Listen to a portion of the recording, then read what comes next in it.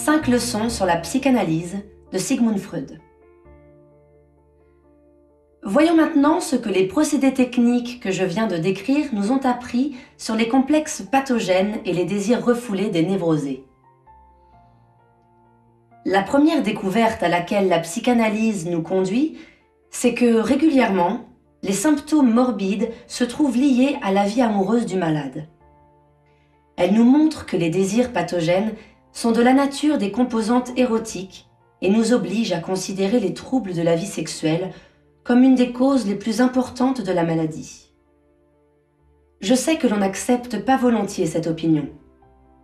Même des savants qui s'intéressent à mes travaux psychologiques inclinent à croire que j'exagère la part étiologique du facteur sexuel. Ils me disent « Pourquoi d'autres excitations psychiques ne provoqueraient-elles pas aussi des phénomènes de refoulement et de substitution ?» Je leur réponds que je ne nie rien par doctrine et que je ne m'oppose pas à ce que cela soit. Mais l'expérience montre que cela n'est pas. L'expérience prouve que les tendances d'origine non sexuelle ne jouent pas un tel rôle, qu'elles peuvent parfois renforcer l'action des facteurs sexuels, mais qu'elles ne les remplacent jamais. Je n'affirme pas ici un postulat théorique.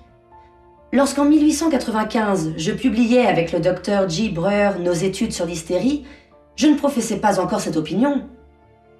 J'ai dû m'y convertir après des expériences nombreuses et concluantes.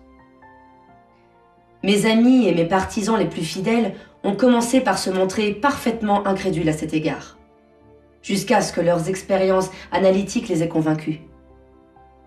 L'attitude des malades ne permet guère, il est vrai, de démontrer la justesse de ma proposition. Au lieu de nous aider à comprendre leur vie sexuelle, ils cherchent au contraire à la cacher par tous les moyens.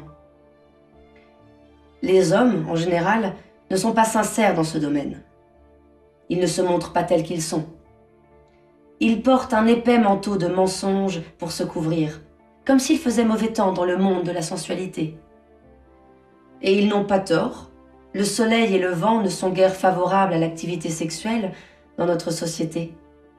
En fait, aucun de nous ne peut librement dévoiler son érotisme à ses semblables.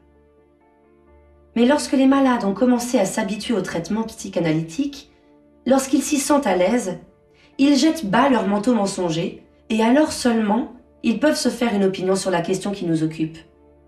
Malheureusement, les médecins ne sont pas plus favorisés que les autres mortels quant à la manière d'aborder les choses de la sexualité.